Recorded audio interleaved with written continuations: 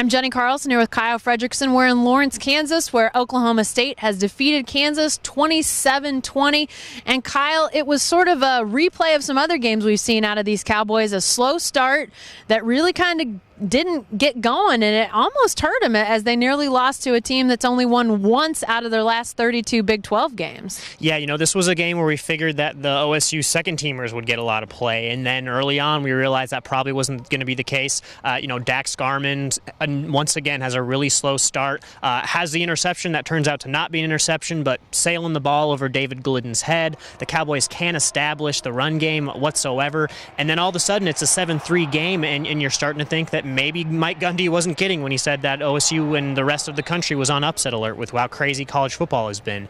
And I think another big reason for OSU's struggle is just the young offensive line, and then, they broke in a new starter tonight. I mean, how much do you think that played into some of their struggles? Well, I think it's definitely got to be part of it. We saw the big run. You mentioned Kansas taking that 7-3 lead, and then Des Roland runs off a huge 33-yard touchdown run, untouched until he's already across the end zone line, and you think, well, maybe they're going to establish something. And yeah, that young offensive line, they were breaking in a bunch of new starters as it was, then had another new starter in Michael Wilson today, as Zach Crabtree got left home after he was hurt a week ago. So an offense that just sputtered and really fits and starts, only 275 yards for this offense, a very low number under Mike Gundy, and gave up 379, which all things considered, how much the defense was out there, only giving up 20 points, keeping it under 400 yards, maybe that should be seen as a good thing. Yeah, I think so. And entering the game, I mean, it's pretty shocking that KU had the production they did, because they didn't even know who their quarterback was going to be. Going into the week, they had 3 different guys they thought they could trot out there.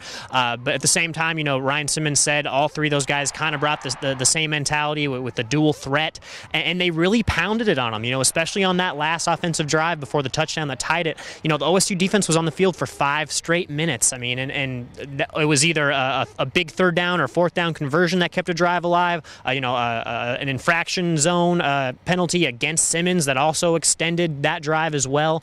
So there was just a lot of mistakes. But, when it came to the end of the game, obviously it was Tryeek Hill once again who shown his talent and really lit up that sideline and got the Cowboys going. Well, and you mentioned that drive that the Kansas offense got into the end zone.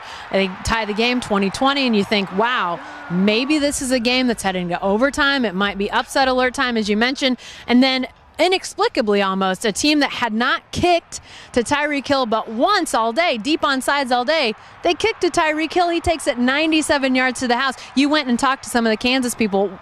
Why? Why did they do that? Yeah, it was a little bit of a head scratcher, but at the same time, Clint Bowen in his post-game press conference talked about how much they had to pooch kick and how much that helped OSU's field position. So at that point in the game, they had some faith in their kicker, who's got a real big leg, that he could maybe get a touchback in that situation, but Tryeek got it at the 1 yard line, and the rest was history. He had to dance down the sideline. Des Roland said it made him a little bit nervous because one step to the side and that play's erased, but it turns out to be the difference in a game, and really bails the Cowboys out and gets them a much needed win, just not necessarily in the fashion they would have hoped. Well, and I shortchanged him 2 yards. Sorry, Tryeek. 99-yard kickoff return. My apologies. But yeah, that definitely changes the game, wins the game, but now things get difficult. Cowboys getting ready to face a gauntlet of games, but they had more important things to talk about, including this Kansas victory, how they came out of here successful. Let's hear what coaches and players had to say after the game. Good win for our guys. We've got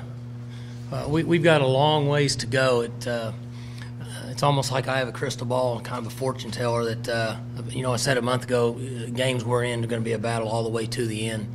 And we don't run the football well enough to put ourselves in position to extend leads. We're throwing the ball very average.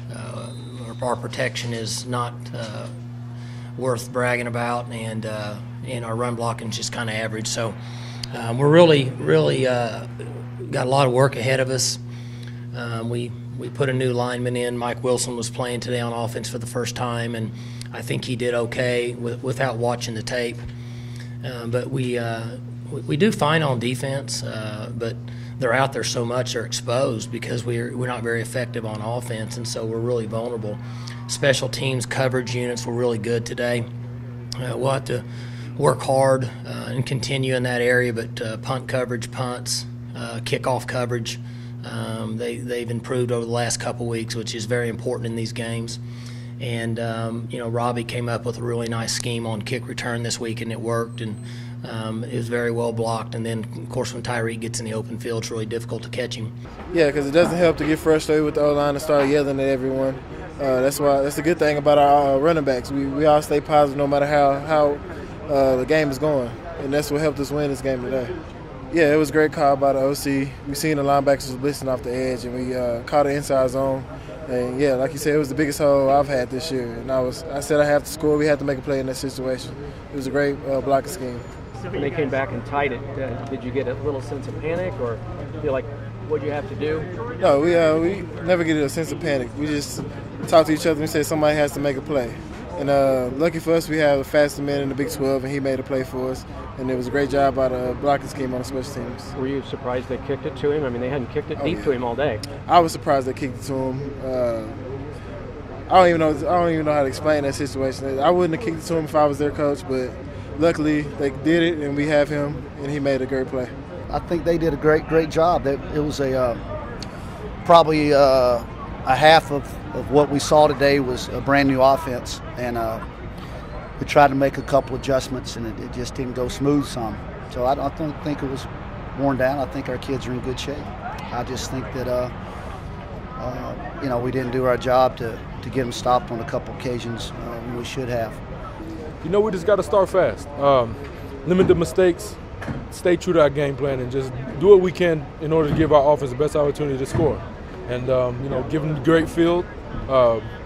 Just not that many big plays as we gave up today, and just staying true to our team.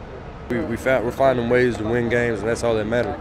In the Big 12, it's hard to win. Going on the road. Even in we had some tough home games against Tech, and so I mean it's a learning. We're still young. We're still learning, and I think we're gonna the peak is I don't know what I'm looking for. Yeah. But I mean. It's still up there. There's no limit. There's yeah, no limit yeah, to what we can do if we continue to push hard in practice.